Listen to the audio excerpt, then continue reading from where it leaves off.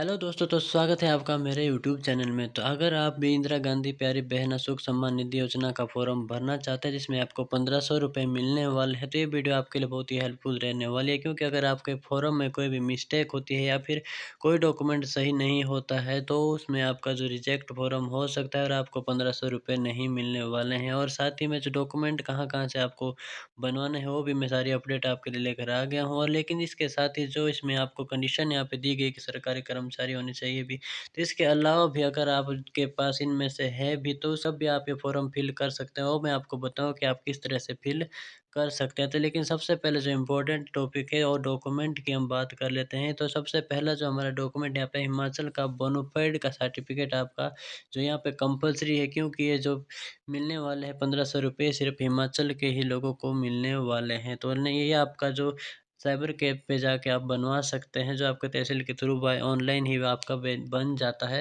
Next आपका जो आयु प्रमाण पत्र है, तो आयु प्रमाण पत्र किसको बनवाना है और किसको नहीं बनवाना है। तो आयु प्रमाण पत्र जो अगर जो जिन महिलाओं के या जिन लड़कियों के जो 10th की हुई है, यानी जो 10th पास है, उनको आयु प्रमाण पत्र बनाने की कोई भी आवश्यकता नहीं है। तो उनको वहाँ पे 10th का सर्टिफिकेट लगा के वो आपका आयु प्रमाण पत्र के रूप में लगा सकते हैं। लेकिन अगर आपकी 10th नहीं है, तो आपको जो आयु प्रमाण पत्र यहाँ पे लगाना कंपल्सरी है, तो आप यहाँ पे वो बनवा सकते हैं। इसके बाद जो नेक्स्ट आपकी डिटेल लगती है, बैंक की डिटेल की फ़ोटोकॉपी आपकी लगेगी। तो इसमें आपका अगर बैंक में अकाउंट है, तो आप बैंक की डिटेल फ़िल करेंगे, और अगर आपका पोस्ट ऑफिस में है, तो उसका भी आप डिटेल यहाँ पे फ़िल करेंगे। नेक्स्ट आपका लगता है आधार कार्ड की जो फ़ोटोस्टेट आपकी लगेगी, और जो राशन कार्ड की भी आपकी यहाँ पे फ़ोटोस्टेट लगेगी। और अगर आप जो बौद्ध भिक्षुणी के लिए पंचायत या बौद्ध मठ की मुख्य जो समूह द्वारा जारी प्रमाण पत्र यहाँ पे लगेगा। अगर आप बौद्ध भिक्षुणी हैं, तो ये वाला आपका जो मुख्यतः लाहौल स्पीति के लिए ही दिया गया था, तो इसलिए यहाँ पर भी ऑप्शन आपका दे रखा है। नेक्स्ट जो आपके सत्यापन रिपोर्ट है, तो ये भी आपको मैंने ध्यान रखना है। ये रिपोर्ट आपको खुद फिल नहीं करनी है, ये आपकी तहसील कल्याण अधिकारी के द्वारा फिल की जाएगी, यानी वेरीफाई किया जाएगा कि जो आपने डिटेल फिल की है वो सही है, और आपको जो इसके लिए एलिजिबल है या आप इसके लिए एलिजिबल नहीं है। तो ये यहाँ पे कन्फर्म वो करेंगे कि आपकी जो फॉर्म सबमिट करने के बाद जो स्वीकृत किया जाता है, एक्सेप्ट किया जाता है या नहीं किया जाता है। नेक्स्ट जो आपका यहाँ पे जो डिटेल फ़िल होगी, जो आपकी स्टार्टिंग से, तो आपका सिंपल सा यहाँ पे रहने वाला है कि जो सबसे पहले यहाँ पे आपका जो यहाँ पे नाम आपने फ़िल करना है, अपने जो पिता का नाम, माता का नाम, और आप अगर शादीशुदा है तो पति का नाम फ़िल करना है, अदरवाइज़ इसको आप ब्लैंक रहने दें।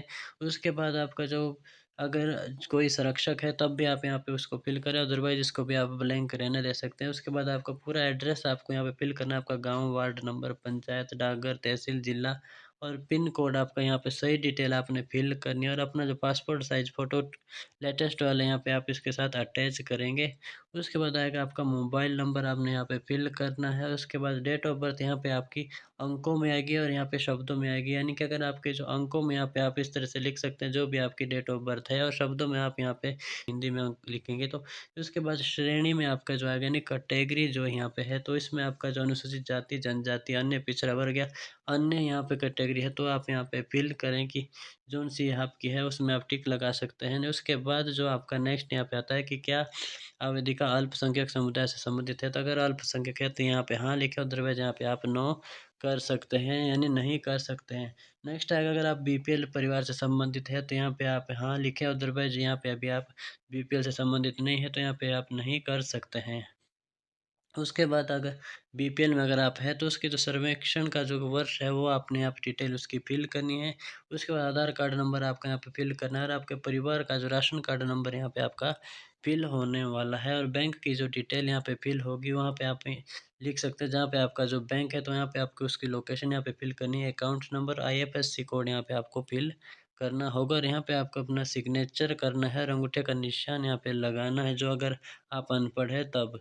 तो यहाँ पे जो आपको पता है कि आपको कैटेगरीज़ यहाँ पे दी गई है, जो आपको पहले कहा गया था कि जो फॉर्म ये सभी महिलाओं के लिए होगा, यानी 18 से जो 60 तक की जो जितनी भी महिलाएँ हैं, उन सभी को ये फ़ॉर्म फ़िल करने के लिए जो बोल के वोट लिए गए थे। लेकिन अब यहाँ पे इतनी सारी कंडीशन रख दी गई जो कि सही नहीं है, क्योंकि अगर आप चाहते तो यहाँ पे सरकारी नौकरी की यहाँ पे बात हो सकती थी, जो हम मान सकते हैं। जो रेगुलर कर्मचारी है, उनकी फ़ैमिली के लिए आप नहीं भी देते तब भी चल जाता। लेकिन जो यहाँ पे आप देख सकते हैं कि मल्टीटास्क वर्कर है, मिड डे मील है, आंगनबाड़ी है, जैसे छोटे-छोटे जो पोस्ट पर है जिनकी सैलरी 5-6 हज़ार रुपए भी नहीं होगी, तो उनके लिए भी आप ये 1500 रुपए नहीं दे रहे हैं। तो ये जो पॉलिसी यहाँ पे सही नहीं है, क्योंकि पहले जो वोट माँगा था, वो माँगा था कि सभी महिलाओं को मिलेगा। तो सभी का मतलब आपको पता है कि सभी में सभी ये महिला यहाँ पे आ जाती है जो बेरोज़गार है।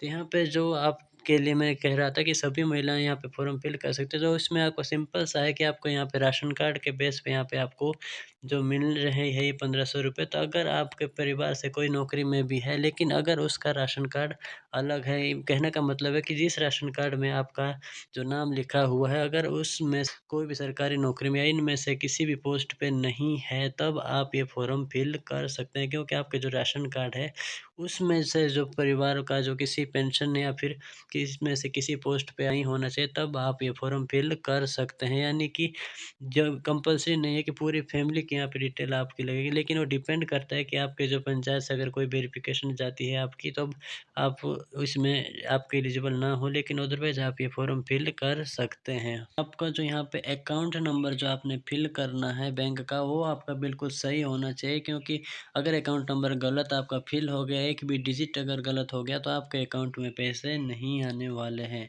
और उसके साथ ही जो अदर डिटेल भी आपने एक बार सही से फ़िल करनी है, क्योंकि कोई भी मिस्टेक अगर होती है तो फ़ॉर्म वहाँ पे रिजेक्ट आपका वो कर सकता है, क्योंकि जो पूरी डिटेल जो वहाँ पे ऊपर फ़िल होगी वही डिटेल यहाँ पे मैच करके वो कंप्लीट चेक करेंगे।